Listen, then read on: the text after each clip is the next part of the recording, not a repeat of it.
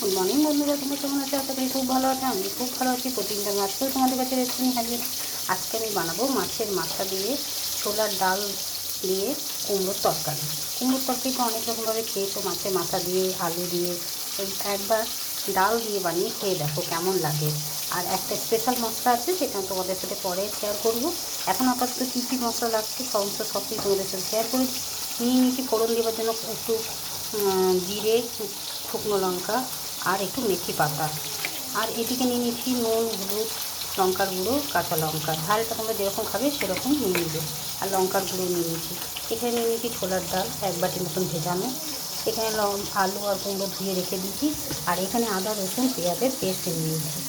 আর মাথাটা আমি ভাজতে বসিয়ে দিই। দেখো বন্ধুরা, কড়াইয়ে মাথাটাকে ভাজতে দিয়ে দিয়েছি আগে থেকে, যাতে তাড়াতাড়ি হয়। তাই মাথাটাকে আগে ভেজে তুলে নেবো। দেখো বন্ধুরা, মাছের মাথাগুলো আমি ভেজে নিয়েছি আর কড়াইয়ের মধ্যে ভেজে নিয়েছি। এবারে আমি তুলে রেখে দেবো। দেখো বন্ধুরা, এবারে ওই তেলের মধ্যে যে বাকি তেল ছিল তার মধ্যেই আমি দিয়ে দিলাম ফোড়ন, একটু মেথি পাতা আর শুকনো লঙ্কা আর জিরে। এবারে দিয়ে দেবো আলু আর কুমড়ো।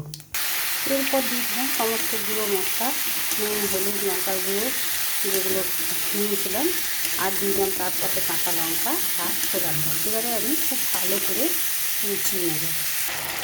এরপর দিয়ে দিলাম বড় চামচের 1 চামচ আদা, রসুন আর পেঁয়াজ বাটা, খুব বেশি না, অল্প পরিমাণে।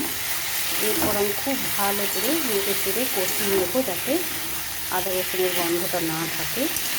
আর কোনো রকমভাবে আমি জিরে গুঁড়ো, ধনে গুঁড়ো ব্যবহার করিনি। আমি যে স্পেশাল মশলাটা দেবো তখন তোমাদের বলে দেবো কী কী আছে সেই মশলার মধ্যে। এখন আমি ভালো করে ঢাকা চাপা দিয়ে কষিয়ে নেব। দেখো বন্ধুরা, ঢাকা চাপা দিয়ে বেশ কয়েকবার নেড়ে চেড়ে নিয়ে মশলার গন্ধটা চলে গেছে। এরপর দিয়ে দিলাম মাছের মাথাটা, আমি আগে থেকেই ভেজে নিতাম ধুয়ে। আর দিয়ে দিচ্ছি স্পেশাল যে মশলাটা, সেই মশলাটা। এরপর দিয়ে দেবো আরও একটু সামান্য জল। আর এই স্পেশাল মশলাটা কী কী আছে তোমাদের বলে দিচ্ছি। এর মধ্যে আছে জিরে, ধনে, শুকনো লঙ্কা আর মৌরি, মেথি আর গোলমরিচ। এইগুলো দিয়ে হালকাভাবে শুকনো কড়াইয়ে নেড়ে নিয়ে ভেজে গুঁড়ো করা আছে হালকাভাবে। তোমরা চাইলে রোদেও দিয়ে গুঁড়ো করে দিতে পারো। এবারে আমি একটু সামান্য পরিমাণে জল দেবো।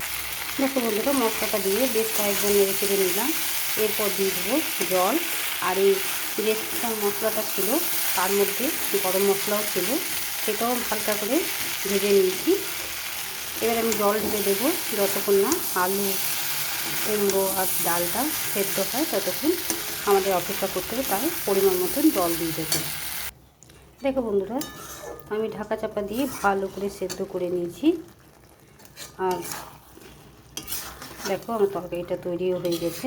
ডালগুলো, আলু, কুমড়ো খুব ভালোভাবে সেদ্ধ হয়ে গেছে। এর আমি গ্যাসটাকে অফ করে অন্য একটা জায়গায় ঢেলে নিয়ে তারপর তোমাদের কাছে ফিরে আসছি। দেখো বন্ধুরা, ছোলার ডাল দিয়ে মাছের মাথা দিয়ে কুমড়োর তরকারি তৈরি হয়ে গেল। তোমাদের কেমন লাগলো অতি অবশ্যই জানাতে ভুলবে না। আর বাড়িতে একবার হলেও বাড়িতে বানিয়ে খেয়ে দেখবে, তারপর আমাকে জানাবে। আর ভালো লেগে থাকলে লাইক, শেয়ার এবং চ্যানেলটিকে সাবস্ক্রাইব করে দেবে। আর পরিবার পরিজনের সাথে শেয়ার করে দেবে। আজকের মতো এতটুকুই। কালকে আবার অন্য কোনো রেসিপি নিয়ে হাজির হব। সুস্থ থেকো, ভালো থেকো, তোমরা আমার বন্ধু হয়ে পাশে থেকো।